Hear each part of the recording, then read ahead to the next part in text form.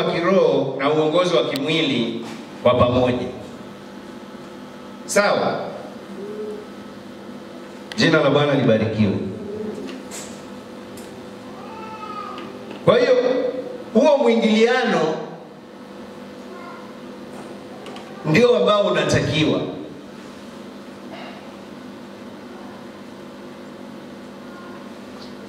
Kiongozi wa kisiasa, na kiongozi wa kisiasa ana nafasi yake na yeye kumsaidia kiongozi wa kiroho.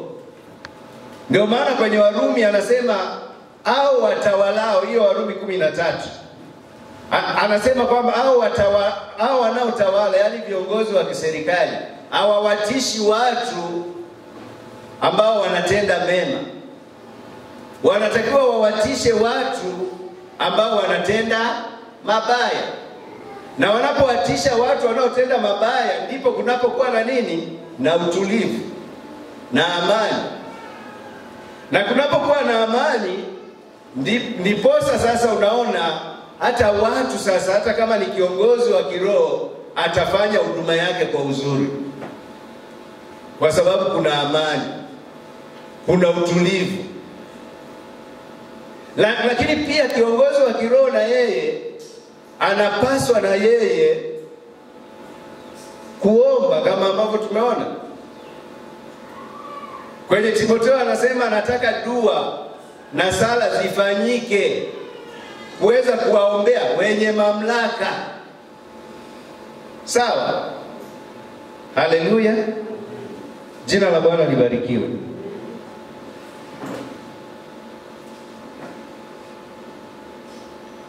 Sasa tatizo sio mwingiliano, bali kuna matatizo mengine.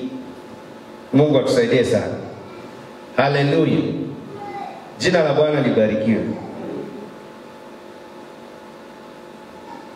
Tatizo ambalo lipo linaloweza kutokea kwa kiongozi wa kiroho au kiongozi wa kiserikali ni pale anapoacha kutii kiapo alichokula.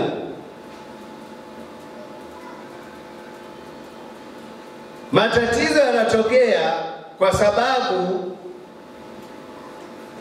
pia ya kuacha ule mwongozo ambao unampa dira, unamuongoza mahali pa kuelekea.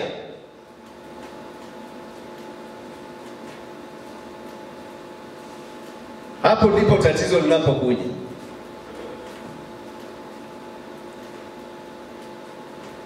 Iwe ni kiongozi wa kiroho.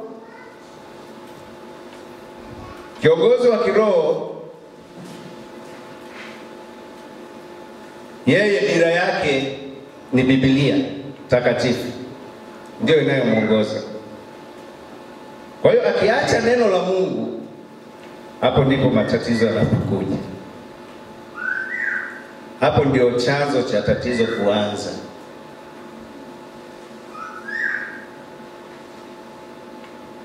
Lakini pia hata viongozi wa kisiasa, kwa sababu wako kwa sababu ya kuwekwa na Mungu. Ndio maana japo wanasema serikali haiamini dini, haina dini, au wanasema serikali haina dini, lakini inaamini wanaamini ya kwamba Mungu yupo. Na kwa sababu wanaamini ya kwamba Mungu yupo, ndio maana viongozi wa kisiasa wenye imani tofauti tofauti huwa wanaapa kutii katiba za nchi zao. Mungu atusaidie sana. Haleluya. Kwa hiyo kwa kuapa na kufuata mwongozo au miongozo hiyo, viongozi wote wataweza kutenda haki na kutoepuka wajibu kama ilivyokuwa kwa Kaini.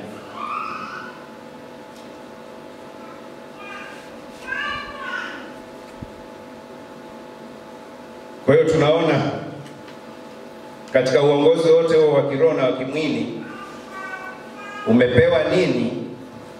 Umepewa nyenzo, umepewa dira zitakazowasaidia kuongoza.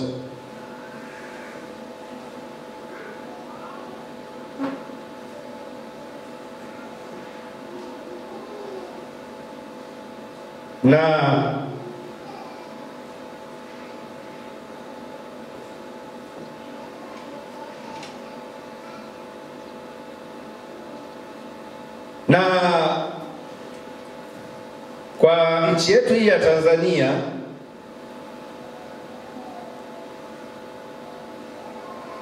hayati baba wa taifa Mwalimu Julius Kambarage Nyerere katika uongozi wake ulioweka misingi mizuri ya kuishi kwa amani na watu wote. Hata Biblia inasema kwenye Waebrania, tafuteni kwa bidii kuwa na amani na watu wote. Sawa? Haleluya.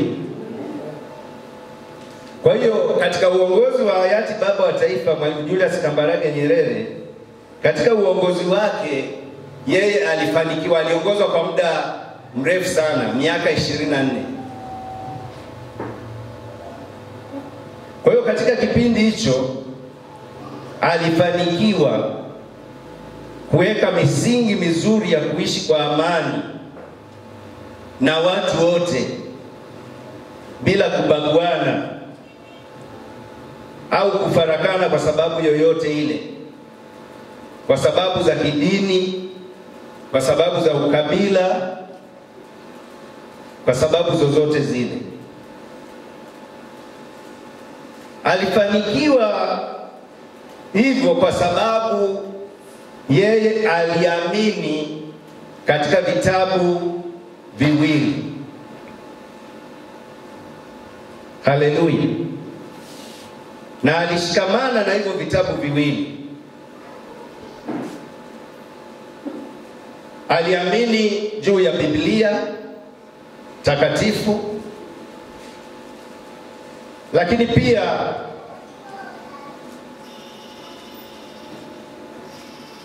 aliamini pia katika kutii kiapo alichoapa kama kiongozi, kulinda na kuitetea katiba ya nchi. Mungu atusaidie sana. Haleluya. Jina la Bwana libarikiwe.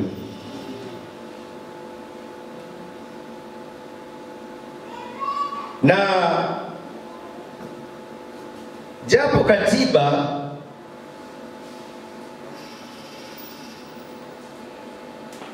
imetungwa tu na wanadamu, lakini imezingatia maelekezo ya Mungu au mamlaka iliyokuu. Lakini kwa sababu imetungwa tu na wanadamu,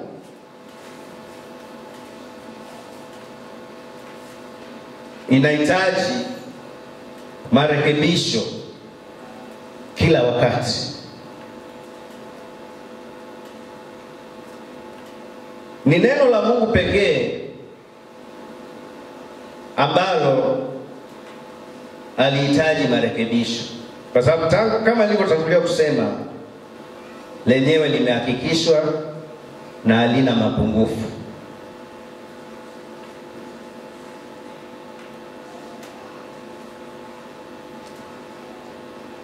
Na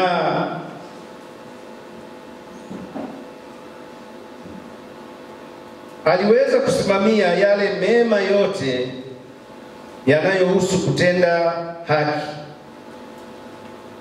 kwa sababu katiba hii pia haitofautiani na neno la Mungu.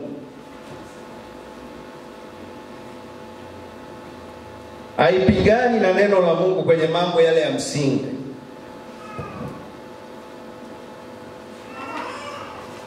Na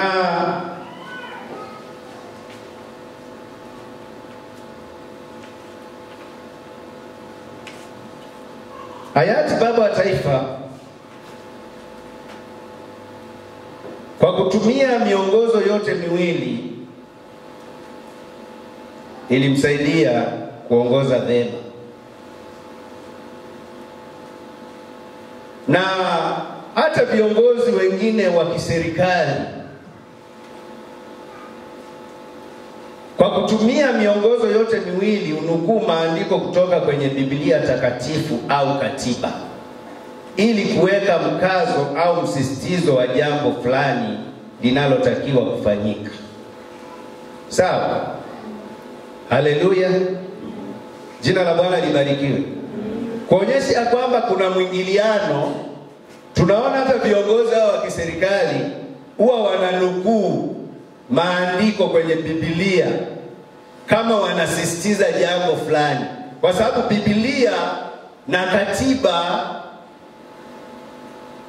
zina mambo ambayo yanafanana. Haleluya. Kwa sababu ni mamlaka iliyotoka kwa nani? Kwa Mungu.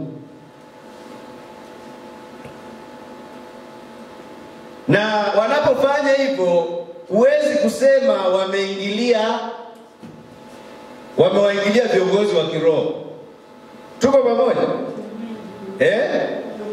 Kiongozi wa kisiasa akinukuu maandiko kwamba neno la Mungu linasema usiue, huwezi ukasema kwamba ameingilia nini? Neno la Mungu. Sawa? Kwa hiyo atakuwa yuko sawa. Vile vile viongozi wa kiroho wanapo nukuu au kusisitiza jambo ili liweze kueleweka, pia wanaweza wakatumia katiba. Haleluya. Jina la Bwana libarikiwe. Kwa sababu kwenye Biblia kuna neno linalosema usiue, lakini kwenye katiba hii ambayo inahitaji marekebisho bado ina mambo ya msingi yanayokubaliana na neno la Mungu, na ambayo yakifuatwa bado nchi inaweza ikawa na amani na utulivu, na bado maisha ya watu yanaweza yakalindwa. Mungu atusaidie sana.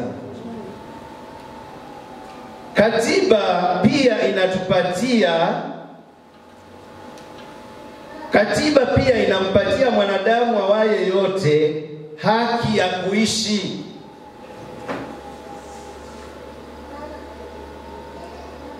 Kwenye ibara ya 14 kwenye katiba hii ya Jamhuri ya Muungano wa Tanzania inampatia mwanadamu haki ya kuishi,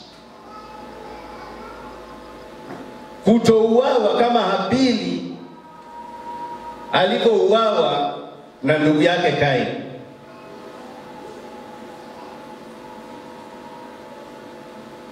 Na haki ya kuishi maana yake ni nini? Maana yake ni mtu awe hai. Ni haki ya kuwa hai, kuwa na uzima. Lakini vile vile haki hiyo ya kuishi inampa mtu uhuru wa kibinafsi kuamini au kutoa mawazo yake. Lakini haki hiyo ya kuishi pia inampatia nafasi ya faragha na usalama wake. Na pia uhuru wa kwenda anakotaka. Mungu atusaidie sana. Haleluya. Jina la Bwana libarikiwe. Na wakati ule wa utawala wa hayati baba wa taifa, wakati huo kulikuwa na redio tu, hakukuwa na television wala nini. Lakini kwenye hizo redio, mimi hata wakati nilipokuwa mdogo nilikuwa nasikia yale ambayo hayati baba wa taifa alikuwa anasisitiza. Ni mambo ambayo yako kwenye Biblia, kama yeye alivyokiri ya kwamba yeye alikuwa anatembea na vitabu viwili, Biblia lakini na katiba, na kuna vitabu vingine ambavyo ameviandika yeye. Sasa alikuwa anasisitiza, tulikuwa nasikia kwenye redio akisema binadamu wote ni ndugu zangu na Afrika ni moja. Binadamu wote ni sawa. Na ndivyo ilivyo hata kwenye neno la Mungu. Mungu atusaidie sana. Bila kujali hali zao, binadamu wote ni sawa. Binadamu wote ni ndugu kwa sababu ya ile damu na ile pumzi ambayo Mungu ameiweka ndani yao. Lakini pia hata katika sera na ilani za vyama ambazo huwa zinaletwa wakati wa uchaguzi, ambazo ni mkataba wa wapiga kura na hicho chama kitakachopigiwa kura, hata hizo sera au ilani za uchaguzi huwa zinaahidi ustawi na maendeleo ya mwanadamu na sio vinginevyo. Haleluya. Hawezi kuja na sera ya kusema mkituchagua tutawaua. Wanasema tu mkituchagua tutawalinda, lakini pia tutawaletea mahitaji yenu kama maji, madawa, wakulima tutawaletea mbolea na vitu kama hivyo. Na hivyo vyote hata ukija kwenye neno la Mungu havipingani, havitofautiani na neno la Mungu. Mungu atusaidie sana. Haleluya. Wakati ule tulikuwa nasikia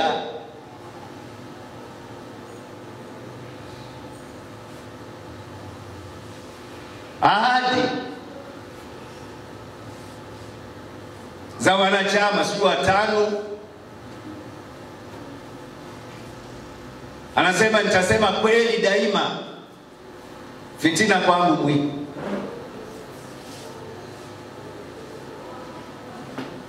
Kwa hiyo kusimama kwenye kweli hizo ndiko kulikosababisha uongozi wa Mwalimu Nyerere, hata kama kulikuwa na mapungufu mengine, lakini kwenye swala la amani na uhai wa watu hakukuwa na shida.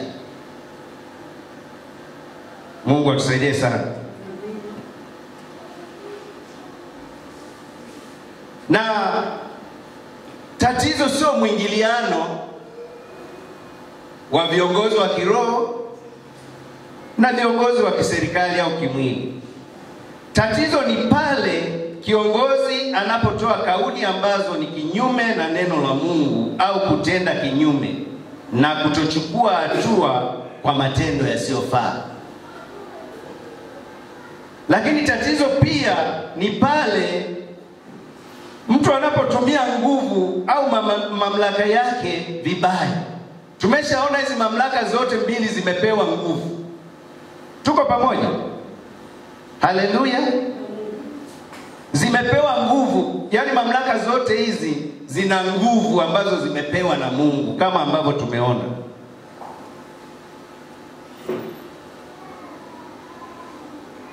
Mamlaka ya kimwili imepewa nguvu,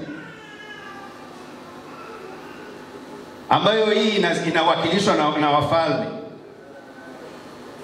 Tunaposoma kwenye Biblia tunaona mfalme Herode alitumia nguvu zake vibaya kuwaua watoto wale wasiokuwa na hatia. Wakati ule Yesu alipozaliwa, akapeleka jeshi, akapeleka nguvu yake aliyokuwa nayo ya dola kwenda kuua watoto wasiokuwa na hatia. Kwa hiyo alitumia nguvu yake vibaya, na alifanya hivyo kwa sababu alikuwa anataka kung'ang'ania kuwa mfalme. Baada ya kusikia na kuambiwa na wale mamajusi kwamba kuna mfalme mwingine amezaliwa, alipojaribu kumwangamiza Yesu akashindwa, ndio tunaona akatumia ile nguvu yake vibaya. Kwa hiyo tatizo sio mwingiliano wa viongozi wa kiroho au wa kimwili, bali ni vile ambavyo wanatumiaje hizo mamlaka walizopewa au nguvu waliopewa. Lakini pia hata mfalme Sauli tunaona na yeye alitumia nguvu yake vibaya, akawa anamwinda naye Daudi na akaasi neno la Mungu. Lakini pia ukisoma kwenye Luka 9:51 mpaka 56, Luka 9:51 mpaka 56, unaona Nabii Elisha pia alitumia mamlaka yake vibaya, kiongozi wa kiroho. Na kwa sababu alitumia mamlaka yake vibaya, tunaona hata wanafunzi wakanukuu kile kilichofanywa na Nabii Elisha. Kwenye Luka 9:51 tunasoma hivi: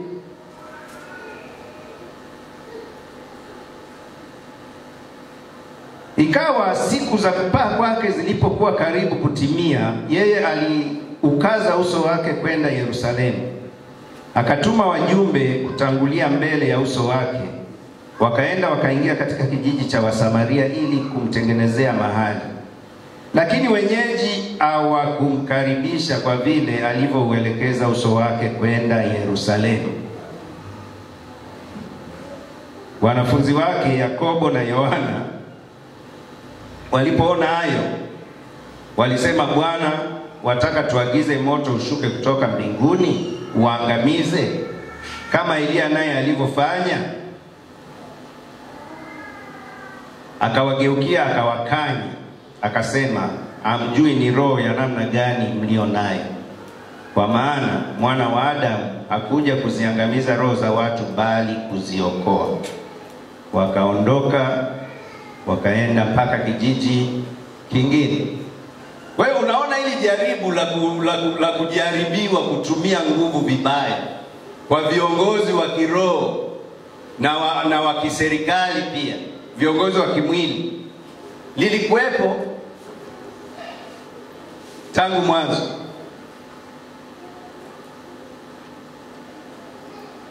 Hapa wanafunzi wa Yesu wanamshauri baada ya kuona wale wa Samaria hawajawakaribisha. Wakasema, mamlaka situnayo, tuagize tu moto. Tukiagiza tu moto utakuja, utawaramba mara moja, shughuli yao itaisha.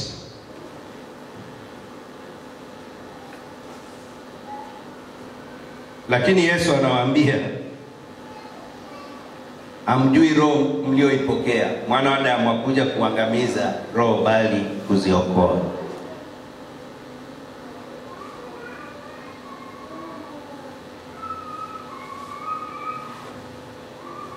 Mungu atusaidie sana.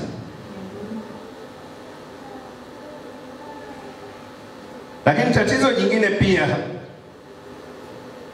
ni pale viongozi wanaposhindwa kujibu maswali au hoja zinazowataka kuwajibika kwa nafasi walizopewa. Kama ilivyokuwa kwa Kaini, aliulizwa swali na Mungu, si ndio? Kuhusiana na ndugu yake. Lakini alishindwa kujibu lile swali aliloulizwa, alishindwa kujibu kwa usahihi. Unaona, anasema, kwani mimi ni mlinzi wa ndugu yako? Kwa hiyo ndivyo ilivyo pia kwa viongozi wa kiroho na wa kimwili pia. Wanaposhindwa kujibu zile hoja,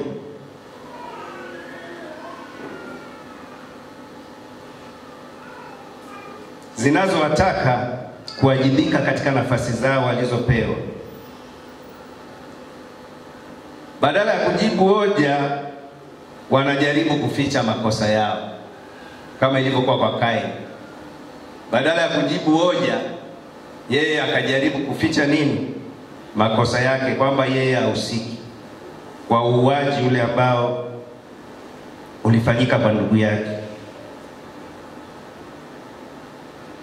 Lakini pia kutumia njia za kibinadamu katika kutatua matatizo, badala ya kumtegemea Mungu wanatumia njia zao. Na hata hapo baada ya uasi wa Edeni, tunaona Adamu na Hawa wakajifanyia majani, wakajitengenezea majani ya mtini. Ndio waliona ni njia yao ya kuweza kuwasaidia, lakini haikufaa. Ndio maana Mungu akawatengenezea mavazi ya ngozi. Ndio na kwenye Mithali 16:25 anasema, iko njia ionekanayo kuwa sawa machoni pa mtu, lakini mwisho wake ni mauti. Na tunaona badala ya kujibu hoja ya msingi inayohusu uhai wa mwanadamu, wanajificha katika hoja dhaifu za kutekeleza maendeleo ya kimwili ambayo hayana maana yoyote ikiwa aliyekusudiwa hayupo au amekufa. Tuko pamoja? Haleluya. Kwa hiyo inapotokea hoja inayohusu uhai wa mwanadamu, kama vile Mungu alivyokuwa anamuuliza Kaini kwamba ndugu yako yuko wapi, hoja ambayo ilikuwa na uzito. Kwa hiyo hawa viongozi wa kisiasa wakati mwingine wanapuuza hizi hoja zenye uzito zinazohusu uhai au maisha ya watu, lakini wao wanajificha kwenye maendeleo ya kimwili. Yaani kama ilivyokuwa kwa Kaini, anaulizwa ndugu yako yuko wapi? Yeye anasema mimi sio mlinzi wa ndugu yangu. Kwa hiyo na viongozi wengine wa kisiasa wanapoulizwa kuhusu uhai wa watu, wanasema tumewajengea lami, tumewaletea maji, tumewajengea hospitali. Ni kweli hata Mungu alianza na hayo mahitaji kabla hata ya kumuumba mwanadamu, yale mahitaji ya msingi. Lakini huwezi kuyalinganisha hayo mahitaji na uhai wa mtu, kwa sababu tunaona hata Mungu aliyaweka hayo mahitaji kwa sababu ya mwanadamu. alitengeneza hayo mazingira mazuri ili mwanadamu aweze kuyatawala. Sasa kama hayo yatakuwepo bila ya kuwa na huyo mwanadamu aliyewekwa na Mungu, yatakuwa na maana gani? Hayana faida yote. Kwa hiyo uhai wa mwanadamu ndio kitu cha kwanza, ndio kipaumbele. Ndio maana Mungu alimuuliza nani? Kaini. Na Kaini alikuwa anawajibika kwa Mungu.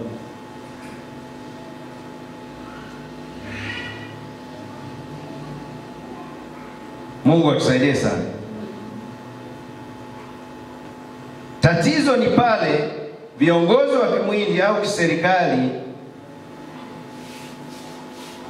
wanapokataa maonyo ya viongozi wa kiroho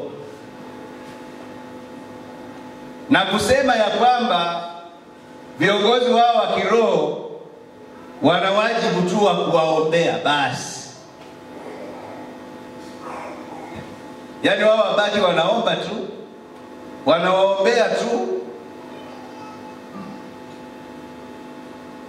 lakini wasikemee maovu yanayoendelea.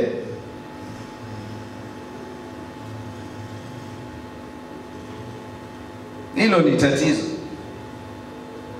Tunaona viongozi ambao walifanikiwa katika Biblia, mojawapo Mfalme Daudi. Naye alipata majaribu. Naye alikuwa ni mwanadamu, alipata majaribu. Na jaribu moja ambalo lilikuwa ni baya sana kwake na lilipofusha hata macho yake ya kiroho yasione, ni jaribu la uzini na mke wa Uria na kumuua Uria. Lakini tunaona Mfalme Daudi aliweza, kilichomsaidia ni maonyo ya nabii Nathan. Mungu alipomtuma nabii Nathan kwenda kwa Mfalme Daudi na kumuonya,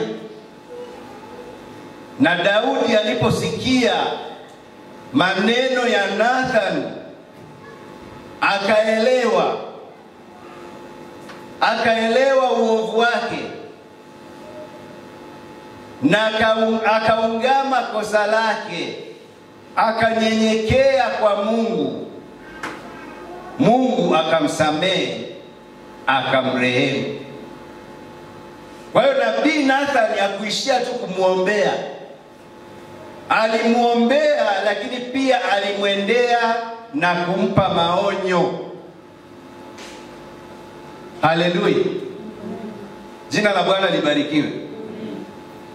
Kwa hiyo sasa hivi watu wanakataa maonyo ya watumishi wa Mungu. Wamesahau ya kwamba hiyo mamlaka walionayo ni dhamana tu ambayo imetoka kwa Mungu, wamepewa na Mungu.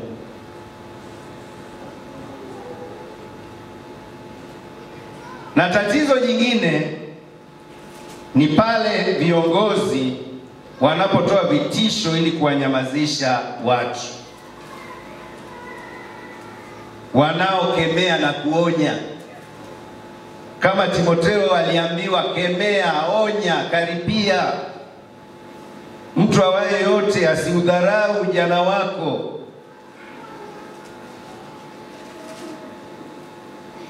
Kwenye ile Matendo 5:29 tunasoma hivi: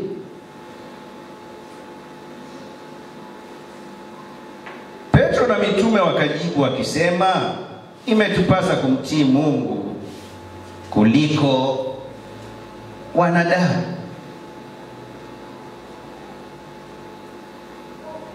Unaona, wakati ule kanisa la kwanza walipokuwa wanashuhudia habari za Yesu na jina la Yesu likawa likitenda mambo makubwa na ya ajabu, na wale wote ambao walikuwa ni kinyume, wale viongozi wa dini ambao walikuwa kinyume na mafundisho ya Yesu, wakawa wanawazuia, wakawa wanawanyamazisha. Lakini tunaona hili jibu ambalo wanawajibu wale waliojaribu kuwanyamazisha. Wanawaambia hivi, sisi ni kweli tutawatii kwa mambo yote ambayo ni neno la Mungu, lakini yale yote ambayo sio neno la Mungu hatuko tayari kuwatii.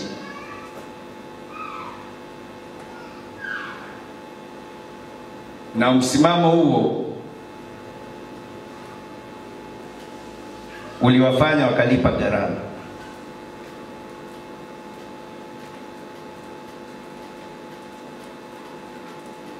Na unapowatisha watu,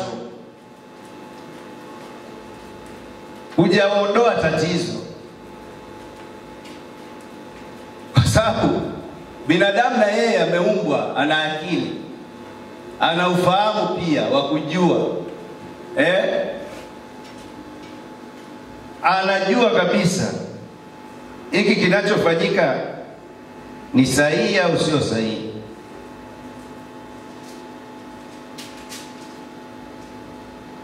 Kwa hiyo vitisho havisaidii. Na ndio maana pamoja na kanisa la kwanza kupata vitisho, lakini hawakuzuiliwa. Haleluya. Hawakuweza kunyamazishwa. Na ndio maana injili imetufikia hata sisi tulio mbali, watu wa mataifa, injili ikatufikia. Kwa sababu kuna watu walitishwa, lakini pamoja na vile vitisho, maandiko yanasema walipotishwa wakakusanyika pamoja, wakamwambia Mungu yaangalie matisho yao, ukatupe ujasiri wa kunena neno lako kwa ujasiri, bila hofu na wala kuogopa. Wakaomba wakisema, Mungu wajalie watumwa wako ujasiri. Wakati kunapotokea vitisho, sio wakati wa kunyamaza, ni wakati wa kumwomba Mungu akupe ujasiri wa kuweza kufanya kile ambacho ni mapenzi ya Mungu. Jina la Bwana libarikiwe.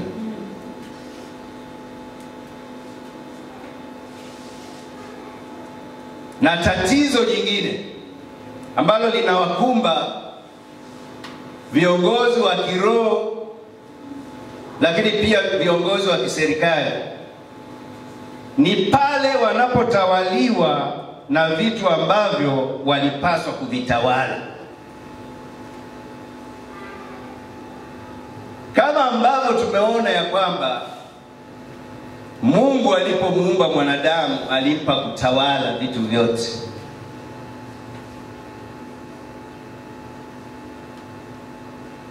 Alimpa mamlaka ya kutawala vitu vyote. Lakini pamoja na mwanadamu kupewa mamlaka ya kutawala vitu vyote, kilichotokea ni kinyume. Badala ya yeye kutawala, yeye sasa ndio anatawaliwa.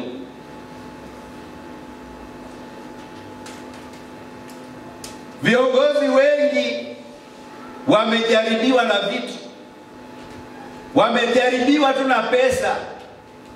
Hata viongozi wa kiroho, wachungaji, maaskofu na wengine wamejaribiwa tu na pesa.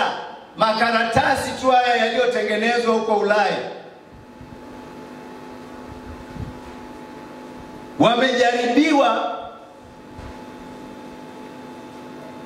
na hata kufanya wasiwe na utu kwa binadamu wenzao.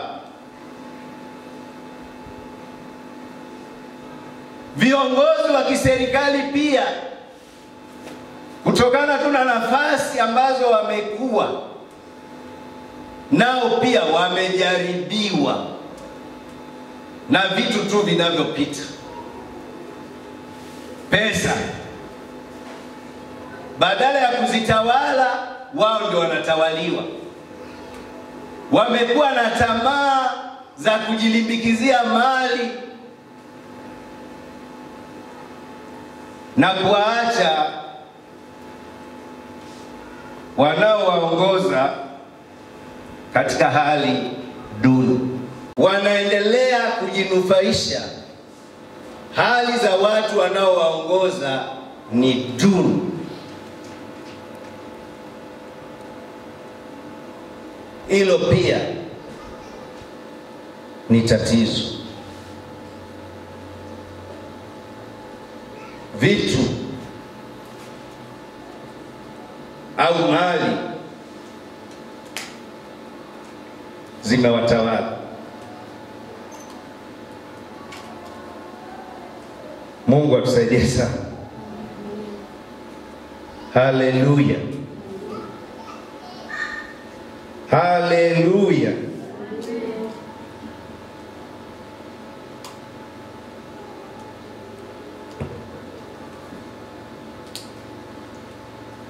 Tukija wakati mwingine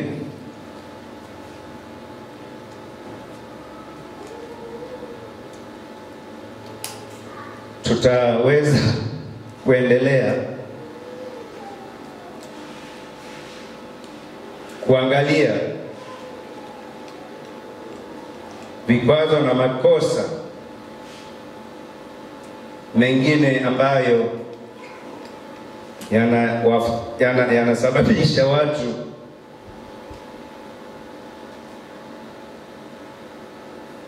kuepuka wajibu ambao Mungu amewapatia.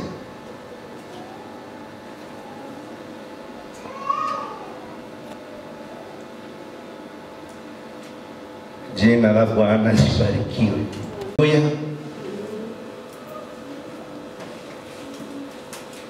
Kupitia somo hili tumejifunza kwamba kila mmoja ana wajibu ambao Mungu amempatia. Kuongoza kiroho, lakini pia kuongoza kimwili.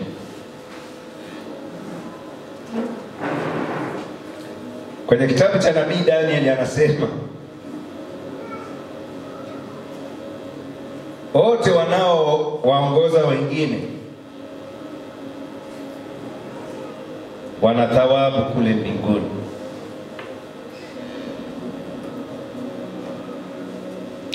Watang'aa kama mwangaza wa anga.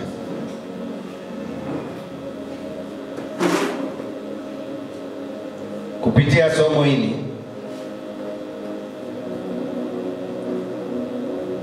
Mungu anatukumbusha wajibu wetu. Au kuumbwa kwa bahati mbaya. Haupo hapa duniani kwa bahati mbaya.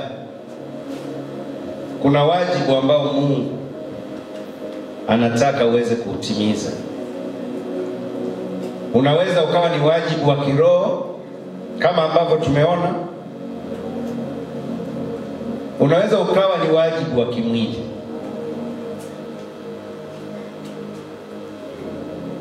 Kulingana na nafasi yako. Kulingana na mamlaka ambayo Mungu amekupatia.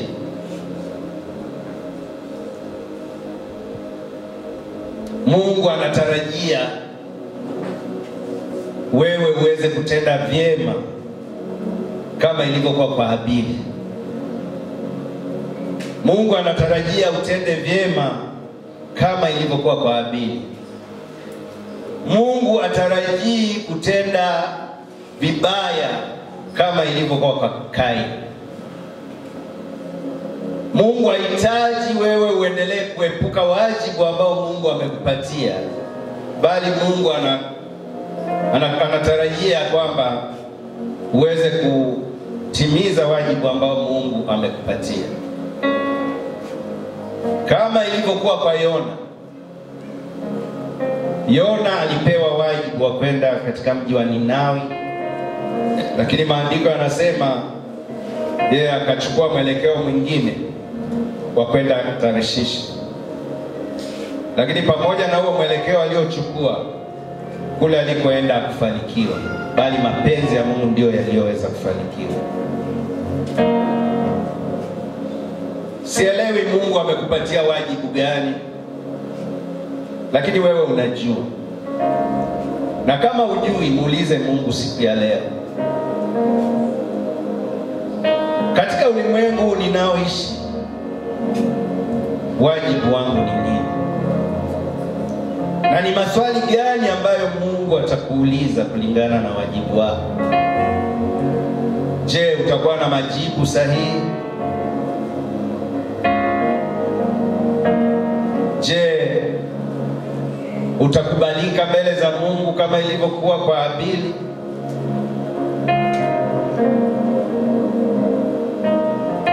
Tafakari mwenyewe. Tafakari juu ya maswali haya.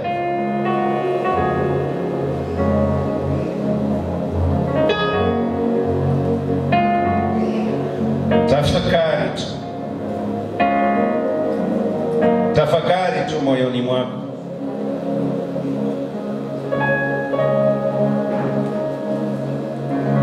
Na baada ya kutafakari, sasa unaweza kumwomba Mungu akusaidie kutimiza wajibu ambao Mungu amekupatia.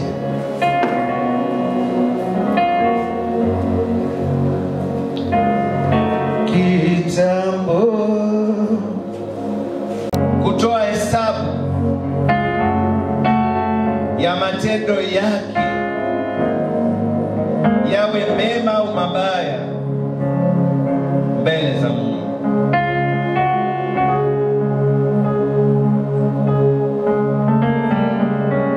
Je,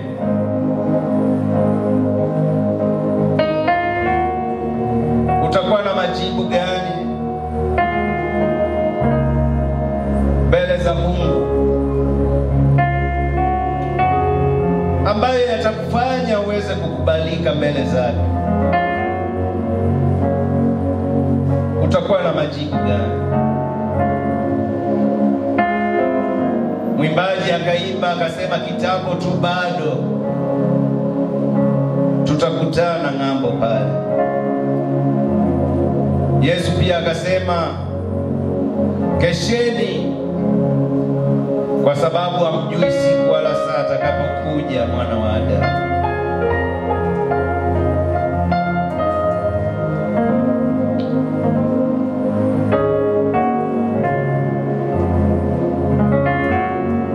Tutakutana ng'ambo pale. Utakuwa na ujasiri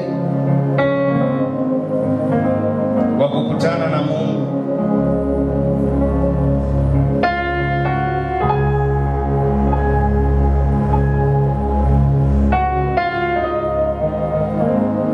Wakati huu ndio unaokubalika wa wewe kumwambia Mungu ya kwamba, nisaidie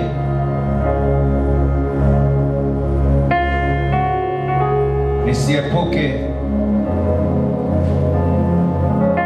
katika kufanya wajibu ambao Mungu umenipatia. Hapo twende kila mmoja kwa maneno yake mwenyewe mbele za Mungu. Amweleze Mungu, mweleze Mungu maneno yako mwenyewe kulingana na somo hili, ya kwamba ni vigumu kuepuka wajibu ambao Mungu amekupatia. Sababu Mungu amekuumba kwa kusudi na akakuweka hapa duniani. Twende mbele za Mungu. Mungu mwema, libarikiwe jina lako Mfalme. Uhimidiwe milele Jehova, kwa sababu unastahili. Unastahili sifa, unastahili kuinuliwa. Wewe uliye mfalme wa wafalme na Bwana wa mabwana. Mamlaka zote zilizoko duniani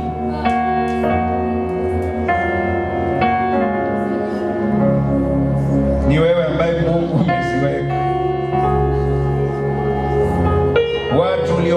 uliowaumba kwa mfano wako na sura yako.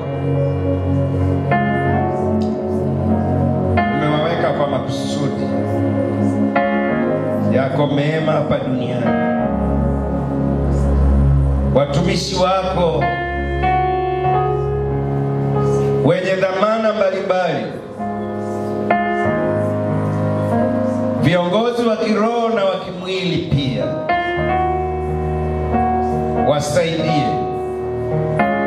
kwa sababu tunaishi katika nyakati za hatari, nyakati ambazo viongozi wengi wanapigwa upofu wa kiroho na kushindwa kusimama katika mapenzi yako, na kushindwa kusimama katika neno lako linavyosema. Mungu tusaidie. Tunazidi kuliombea taifa letu la Tanzania. Tunahitaji mkono wako wenye nguvu, kaendelee kulitetea taifa hili. Wewe Mungu ndiwe unayeweza kuwaonya watu wanaokengeuka, viongozi wanaokengeuka na kushindwa kusimama katika neno lako.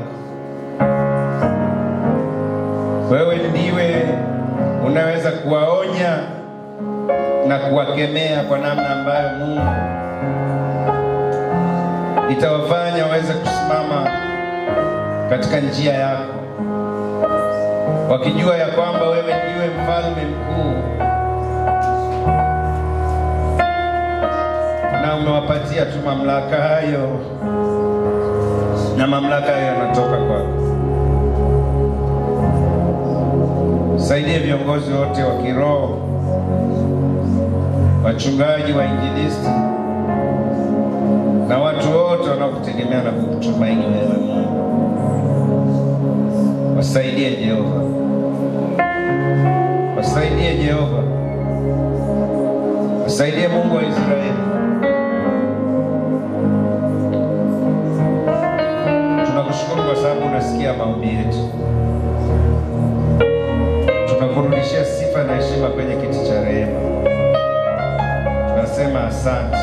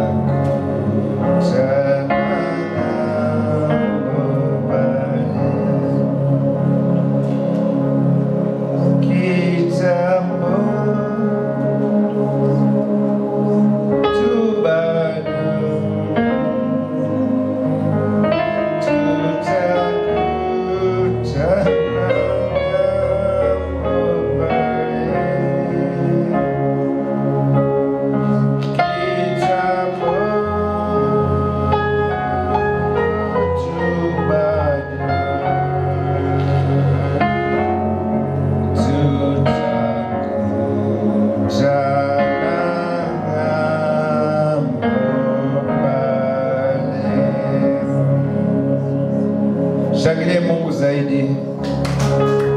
Shangilie Mungu zaidi na zaidi.